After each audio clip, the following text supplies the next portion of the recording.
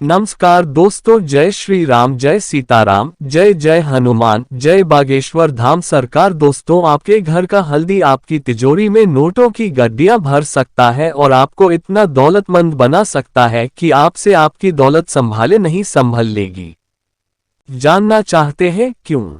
तो चलिए आपको बताते हैं कि बागेश्वर धाम सरकार और पंडित धीरेन्द्र कृष्ण शास्त्री जी आखिर हल्दी के बारे में क्या कहते हैं। इसके अलावा आपको ये भी बताने वाले हैं कि आखिर गुरु जी ने हल्दी के डिब्बे में कौन सी एक चीज डालने के लिए कहा, जिसके बाद आप अपनी जिंदगी भर की परेशानियों से निजात पा सकते हैं और धन दौलत से मालामाल हो सकते हैं। तो दोस्तों, हमारे गुरुजी का कहना है कि आपके घर का हल्दी का डिब्बा ये तय करता है कि माता लक्ष्मी आप पर कितनी कृपा करेगी, क्योंकि हिंदू धर्म शास्त्रों में हल्दी को माता लक्ष्मी और नारायण का प्रतीक माना जाता है। तो क्या आपके घर में भी हल्दी का इस्तेमाल नियमित तौर पर किया जाता है और आप भी अपने रसोई घर में हल्दी के डिब्बे को हमेशा भरा हुआ रखते हैं?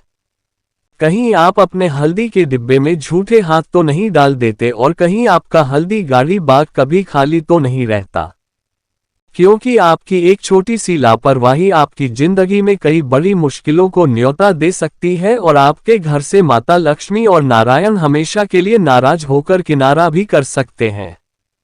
तो अगर आप भी जानना चाहते हैं कि हल्दी के डिब्बे के साथ हमें कौन सी सावधानियां रखनी चाहिए और हल्दी के डिब्बे में कौन सी चीज डालकर रखने से हम दौलतमंद बन सकते हैं, तो वीडियो को पूरा जरूर देखिएगा और चैनल को सब्सक्राइब जरूर कर लीजिएगा। दोस्तों, स्वागत है आपका। आगे बढ़ने से पहले वीडियो को लाइक जरूर कर दें, जिससे कि श्री बागेश्वर बालाजी की कृपा आप पर सदैव बनी रहे। चलिए वीडियो में यह आगे बढ़ते हैं। ये में से कोई एक जागेश्वर धाम सरकार वाले गुरुजी की बात माने तो हमारे शास्त्रों में हल्दी का सीधा संबंध माता लक्ष्मी से किया गया है। आप लोगों ने सुना होगा कि महादेव पर कभी भी हल्दी और नारियल अर्पित नहीं किया जाता, क्योंकि ये दोनों चीजें साक्षात माता लक्ष्मी का स्वरूप मानी जाती है और इसीलिए नारायण को बेहद ही प्रिय होती है और इसीलिए महादेव पर अर्पित नहीं की जाती। साथ ही हिंदू धर्म में धार्मिक कार्यों के दौरान और त्योहारों पर भी हल्दी से विशेष रूप से पूजा की जाती है और माता लक्ष्मी का स्वरूप मानकर नारायण पर हल्दी अर्पित की जाती है, ताकि नारायण हमसे प्रसन्न रह सके। इसी तरह गुरुजी का कहना है कि हफ्ते में गुरुवार का दिन नारायण को समर्पित होता है और इस दिन भी हल्दी का ही विशेष महत्व होता है। इस दिन जो लोग नारायण की पूजा पाठ करते हैं उन्हें हल्दी से ही पूजा करनी होती है और हल्दी का ही भोजन खाना होता है। तो इससे आप समझ सकते हैं कि वास्तव में आपके घर में रखी हुई हल्दी साक्षात माता लक्ष्मी का ही रूप है। ऐसे में गुरुजी का कहना है कि जो भी महिलाएं नियमित तौर पर अपने घर में हल्दी डालकर भोजन पकाती है, ऐसे ही घर के लोगों का न केवल स्वास्थ्य ठीक रहता है बल्कि मानसिक रूप से भी ऐसे घर के लोग स्वस्थ रहते हैं, क्योंकि आयुर्वेद में भी हल्दी को सबसे अच्छा एंटीऑक्सीडेंट माना गया है। आपने अक्सर देखा होगा कि बचपन में जब भी हमें छोटी मोटी चोट लग जाती थी या फिर कभी हमारे साथ कोई दुर्घटना हो जाती थी तो हमारी दादी और माँ चोट पर हल्दी लगा देती थी और हल्दी वाला दूध भी हमें पीने के लिए देती थी। और साइंस में तो ये भी कहा जाता है कि जो लोग अपने त्वचा के रंग को साफ करना चाहते हैं उन्हें भी नियमित तौर पर दूध में हल्दी डालकर पीना चाहिए।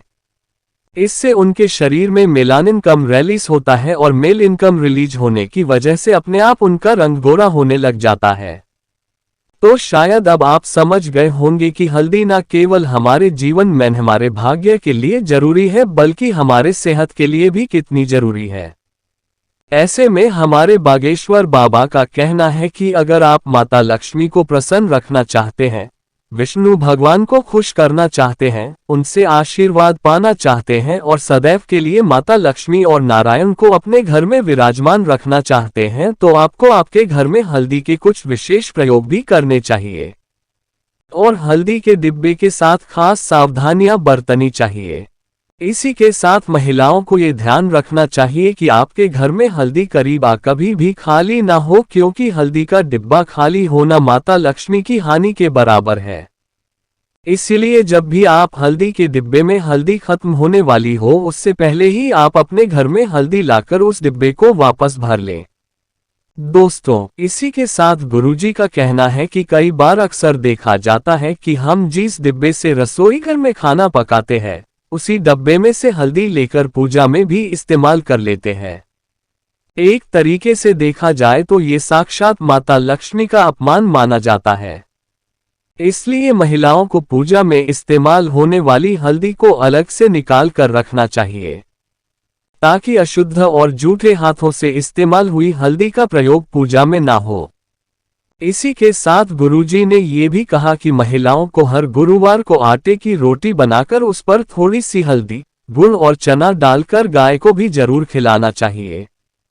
कहा जाता है कि गाय के भीतर 30 करोड़ देवी देवताओं का निवास होता है और अगर हम गाय की सेवा कर देते हैं, उनको हल्दी, गुड़ और चने की रोटी खिलाते हैं तो इससे नारायण प्रसन्न होते हैं और हमारे घर में अन्न और धन के भंडार भर देते हैं। इसी के साथ गुरुजी का कहना यह भी है कि महिलाएं कोशिश करें कि सप्ताह में कम से कम एक बार अपने घर में पोंछे के पानी में हल्दी डालकर उससे घर का पोछा जरूर लगाएं। इससे घर में सकारात्मक ऊर्जा बनी रहती है और आपके घर में दर्द पैर नहीं पसारती। साथ ही जो महिलाएं अपने घर के मुख्य द्वार को हर रोज हल्दी से लीपकर कुमकुम से स्वास्तिक बनाती है और उस पर कुछ चावल के दाने रख देती है और घर के मुख्य द्वार पर दीपक जलाती है, ऐसे घरों में भी माता लक्ष्मी की कृपा हमेशा बनी रहती है और कभी भी ऐसे घर में धन से जुड़ी परेशानियां नहीं होती। शुक्रवार वाले दिन महिलाओं को कोशिश करनी चाहिए कि वह माता लक्ष्मी की पूजा जरूर करें और उन्हें हल्दी का टीका जरूर लगाएं। कहा जाता है कि अगर आप माता लक्ष्मी को हल्दी का तिलक लगाती है और नारायण को हल्दी से पूजती है, साथ ही केले की जड़ में हल्दी वाला जल अर्पित करती है, तो ऐसा करने से भी नारायण और माता लक्ष्मी प्रसन्न होते हैं और आपके परिवार में दिन दूनी रात चौगुनी तरक्की के रास्ते खोल देती है। साथ ही गुरु जी ने ये भी कहा कि अगर आप अपने घर में धन संबंधी परेशानियों से छुटकारा पाना चाहती हैं और अपने जीवन में तरक्की करना चाहती है, उन्नति के नए नए मार्ग खोलना चाहते हैं, तो आप हल्दी और चावल का सहारा ले सकते हैं। चावल भी माता लक्ष्मी को अत्यंत प्रिय होते हैं, तो अगर आप अपने घर में चावल के डिब्बे में 5 हल्दी की गांठ माता लक्ष्मी का नाम लेकर शुक्रवार वाले दिन डाल देते हैं तो इससे भी माता लक्ष्मी आपके घर में एक स्थायी रूप से विराजमान रहती है। लेकिन महिलाओं को ये ध्यान रखना चाहिए कि ना तो आपके घर में हल्दी का डिब्बा कभी खाली हो और ना ही वह चावल का डिब्बा कभी भी खाली हो। साथ ही आपको अब वही उपाय भी बता देते हैं जो गुरुजी ने विशेष तौर पर अपने भक्तों को बताया। गुरुजी ने कहा कि अगर आप अपने घर में धन से जुड़ी परेशानियों को हमेशा के लिए खत्म करना चाहते हैं और मालामाल होना चाहते हैं, तो आपके घर में जो भी हल्दी का डिब्बा है उसमें आप एक छोटा सा चांदी का सिक्का माता लक्ष्मी का नाम लेकर डाल दीजिए। यह उपाय अगर आप शुक्रवार वाले दिन करते हैं तो आपको बेहतर परिणाम मिलते हैं। आपको मान सम्मान में बढ़ोतरी मिलती है और आपका ऐश्वर्य, वैभव और यश बना रहता है।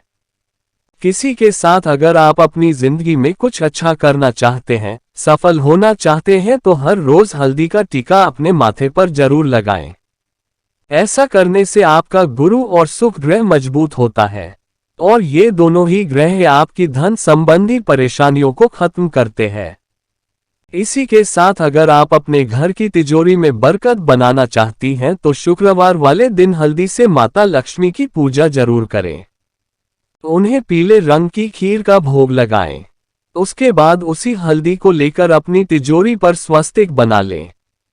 ऐसा करने से माता लक्ष्मी की साक्षात कृपा आपकी तिजोरी पर होगी और आपका धन बेफिजूल में खर्च नहीं होगा, साथ ही बचत और बरकत के रास्ते भी खुलने लगेंगे। इसके बाद गुरुजी ने ये भी कहा कि अगर आपके घर में नकारात्मक ऊर्जा का वास रहता है या आपको ऐसा लगता है कि आपके घर में दरिद्रता आ गई है, तो गुरुवार वाले दिन आप हल्दी से विष्णु भगवान की पूजा जरूर करें। उसके बाद हल्दी से अपने मुख्य दरवाजे के दोनों तरफ स्वस्तिक बना दें और यह नियम आप प्रत्येक गुरुवार को जरूर करें। ऐसा करने से आपके घर में सकारात्मक ऊर्जा का वास रहेगा साथ ही अगर आप जल में थोड़ी सी हल्दी डालकर तुलसी में अर्पित करते हैं तो भी आपके जीवन में धन के नए नए रास्ते खुलने लगेंगे और आपकी तरक्की में लगातार बढ़ोतरी होती रहेंगी। तो दोस्तों, ये थे कि हल्दी के कुछ खास उपाय जो गुरुजी ने अपने भक्तों को बताए। उम्मीद करते हैं कि गुरुजी की बधाई हुई ये बातें और चेतावनी आपको जरूर पसंद आई होगी। अगर आपको यह वीडियो अच्छी लगी हो तो चैनल को सब्सक्राइब करके वीडियो को लाइक और कमेंट बॉक्स में जय श्री राम, जय बागेश्वरी हम सरकार, जय हनुमान, जय सीताराम जरूर लिखें और इसे ज्यादा से ज्यादा शेयर करके बाकी लोगों तक भी पहुंचाए। तो मिलते हैं अगले वीडियो में, तब तक आप अपना ध्यान रखें। ये सुस्त रहे, सुरक्षित रहे। धन्यवाद।